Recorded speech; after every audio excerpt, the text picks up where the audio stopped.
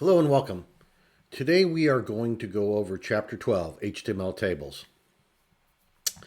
I'm not going to use the PowerPoint presentation for this video, but we'll just go ahead and look at the code and a few other resources.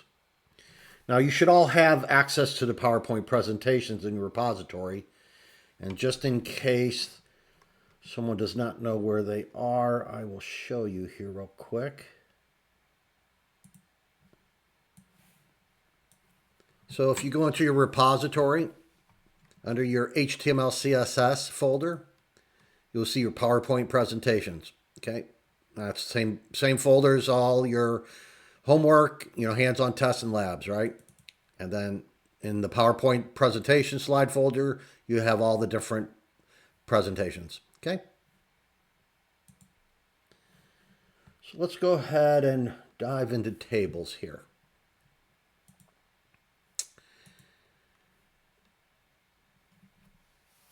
So the most important tag is obviously the table tag, and all of the other child tags of the table tag are included within a beginning and end tag of table, right?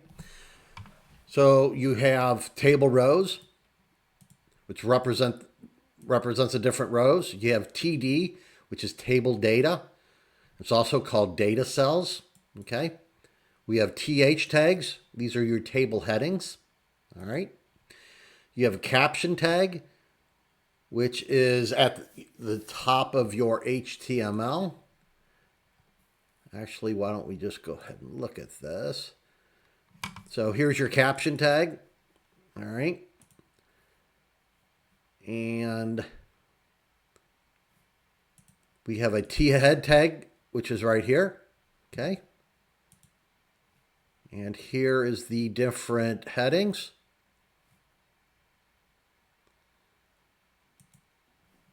We have a T-body tag, and your T-body tag is basically all of your content for your table, right? So it's made up of these table rows and table data, right? And we also have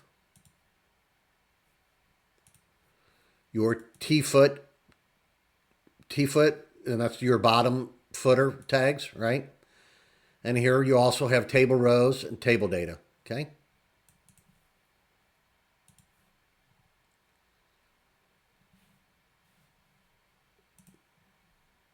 So let's go ahead and look at a sample HTML table that I built. And so I created this table called grocery list, okay?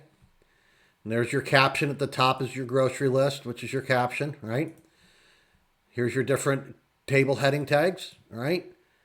And that's at the top of the page here, you got your grocery item, price, quantity, and total cost, right?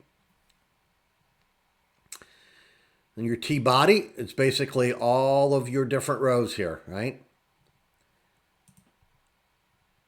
And so each one of these table datas, right? Data cells will correlate to the heading, right? Grocery item would be the first one. Second one, price. Third one, quantity. And fourth one, total cost. Okay. And if we go down here to the footer, I have a sales price, which is going to be column span of 3. Okay, and it will take up 3 different columns here. I have your actual numeric value of the sales price in the second TD tag, right? And the same with total price here, right?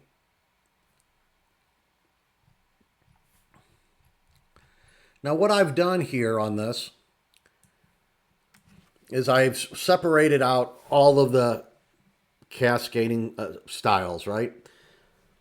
I know last week we were doing a lot of Bootstrap and we were using a lot of the classes, right? But, for this one, I went ahead and just separated all the styles out. And, there's advantages and disadvantages to doing that. It's kind of a design decision. And you know, as time goes on and we get more into this program, you'll learn more about why you maybe would not do certain things. Okay.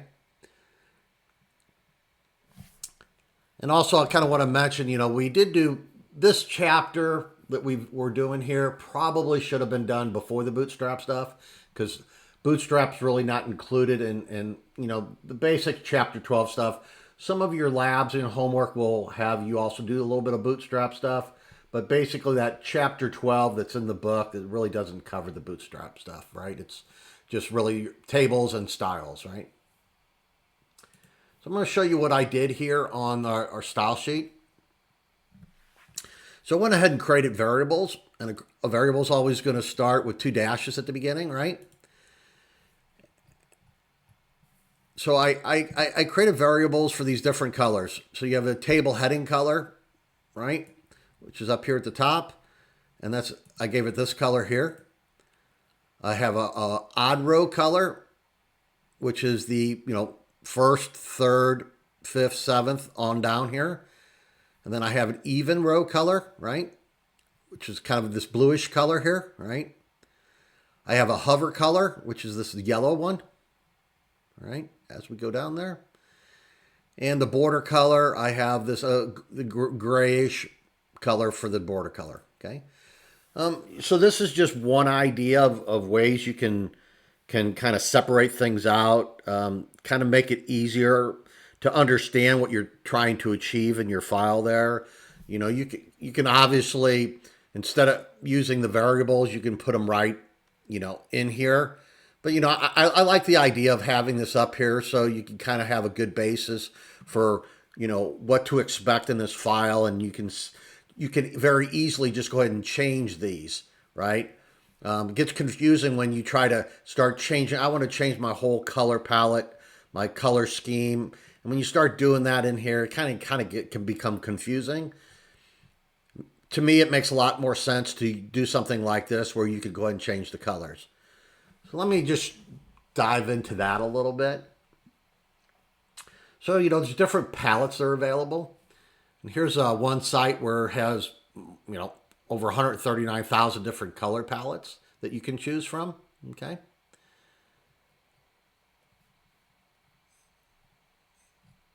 And here, let me show you. This is one I was kind of liked, especially for tables. I don't, you know, it all depends on what you want to do. I don't, from everything is, you know, personal preference. I don't like using a lot of real dark colors in tables, you know, and you got to change the fonts to white. And, you know, sometimes it, you know, it's a little too much. From my perspective, I like to use kind of lighter colors in my tables for the most part. Okay. But that's obviously personal preference. So here, you know, I like this little color palette here. And so here, what you can just do is here's your different colors of this palette. And so let's just say my heading colors, I want to change this. We'll use a little darker one here for this. And I want to change that to this. You know, you can just go ahead and copy and replace all of these in here. And let's say odd rows. Let's do a little bit of a lighter one.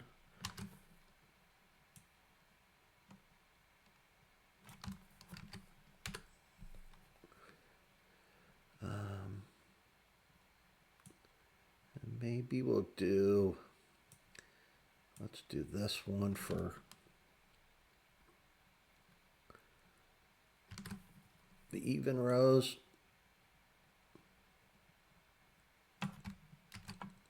And I just go ahead and think I'll leave my yellow color in there on the hover one. So we can go ahead and look at that now. So, you know, it's just kind of easy way to switch out your colors, right? It's a lot more cumbersome just to go into each one and do it down here from my perspective, okay? Just an idea, okay? Just wanted to share that with you.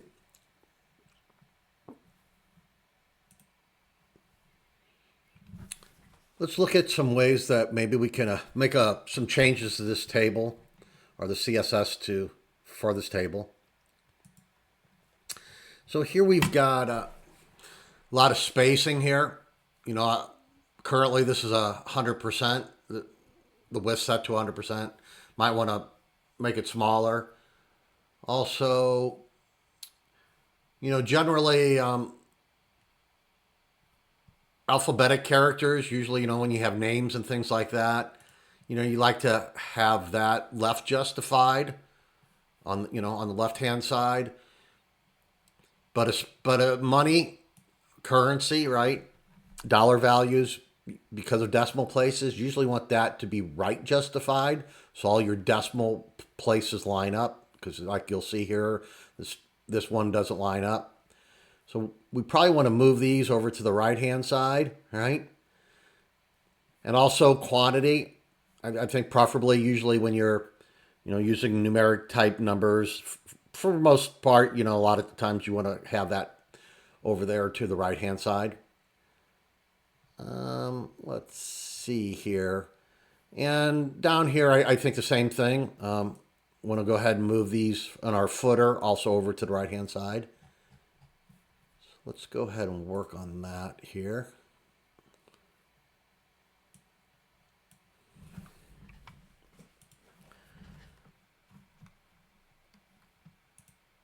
So let's go ahead and change our width here. Let's make this 50%. Another thing we can do also is, so let's say we make this 50%. Let's take a quick look at that. And now we have this on the left-hand side. You know, it all depends on what other content you have on the page, but just for this purposes, you know, maybe this list would look, this table would look a lot better in the center. So let's go ahead and make a change for that.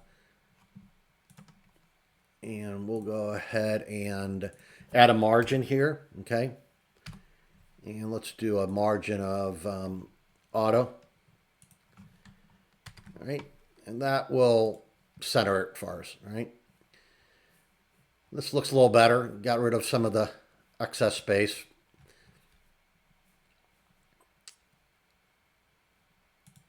Since in this situation, what we want to do is we want to right align 3 columns, but this first column we want to be left aligned, right?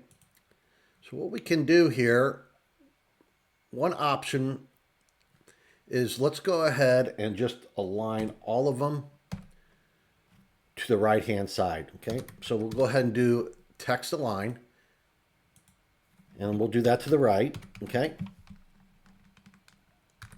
Let's save that. And as you see, everything moved over to the right hand side now. So all your currency, all your decimal places are lining up on the right hand side. But your grocery item, since we changed it to text align right, is also. But we'd like to move this back over here. So what we can go ahead and do is we can just change this one only to go over to the left, right? And let me show you how to do that.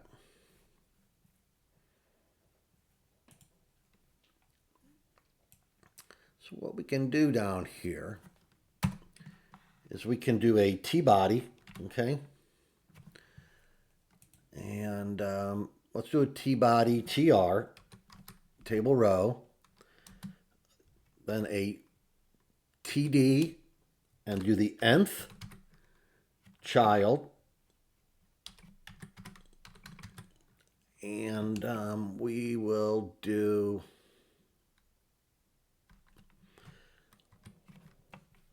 the first one, right? And we're going to go ahead and do the text line here. And we're going to do this left. Okay, we'll save that. Now if we look at this, everything moved over to the left-hand side on this one, on the grocery item.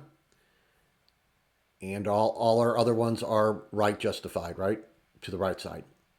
Okay.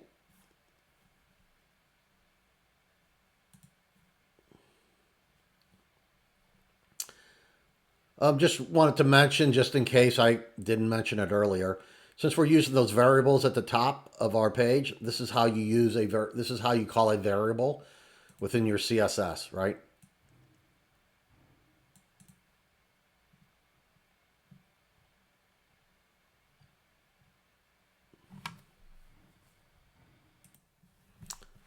Another thing I wanted to mention, I should have mentioned earlier. So on your table, there's the idea of a border collapse, right? And it's not necessarily a table, but anytime you're using border, there's options for border collapse. And by default, it's separate. So if you save this and take a look, this is what it'll look like with us being separate. And your other one is collapse. So it depends on your purpose and your needs. But, I think for a data table like this, I think it looks better, a little more appealing if you collapse your borders. Okay. So obviously that's personal preference as well. Might be some needs, some specific reasons you want to do it different. So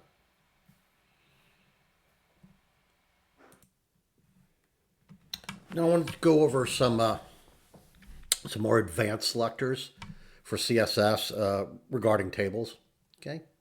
I did do a class on these. I went ahead and did a CSS class on these. So this first table here is right here. This nth selector, child selector. And if we take a look at that, so the first two, we've already seen that in the last example, where we got nth child of odd is light gray, and nth child of even is light blue. You can see on the table in the browser, you can see that those styles are applied, right? So the next one is basically what this is saying is every third row, make it bold. So as you can see, row number 3 is bold and row number 6 is bold.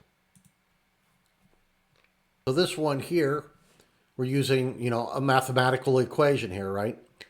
So it's 2n plus 1. So what we do is we start with the number 0. And if n is 0, 2 times 0 is 0, plus 1 is 1. So the first one will be red, right? If we change that n to a 1, 1 times 2 is 2, plus 1 is 3. The third one will be red, right?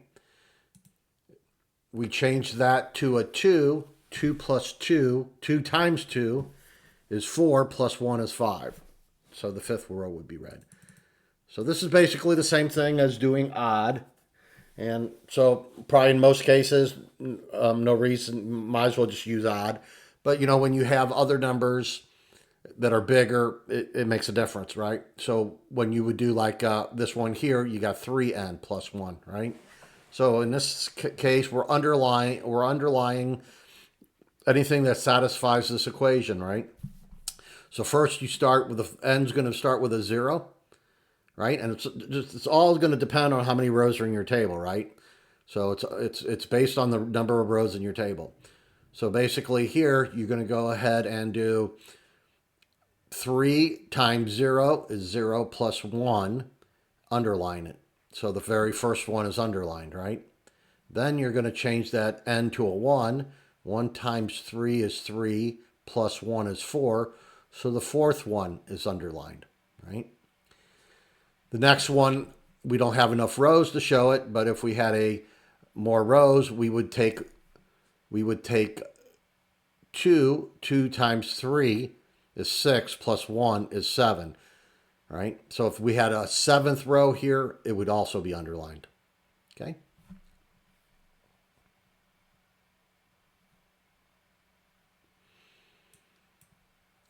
Now here, what we're doing,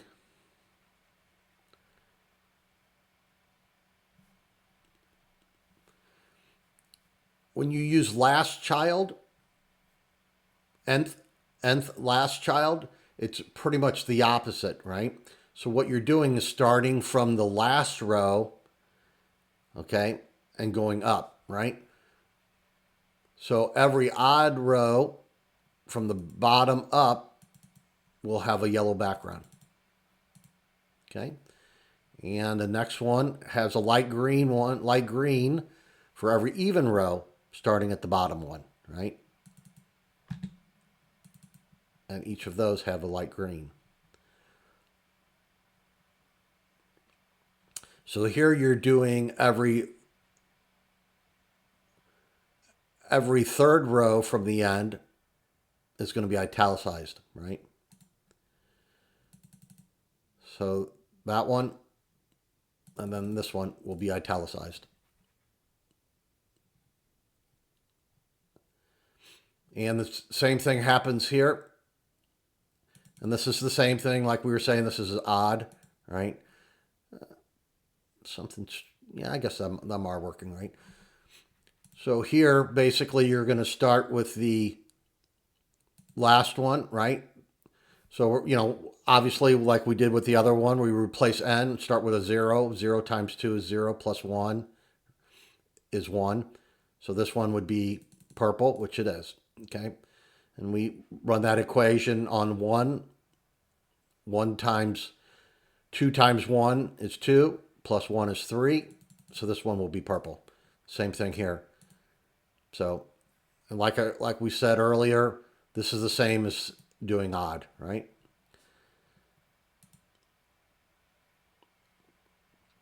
So here we're doing a text declaration overline. So this line will be above the row, right?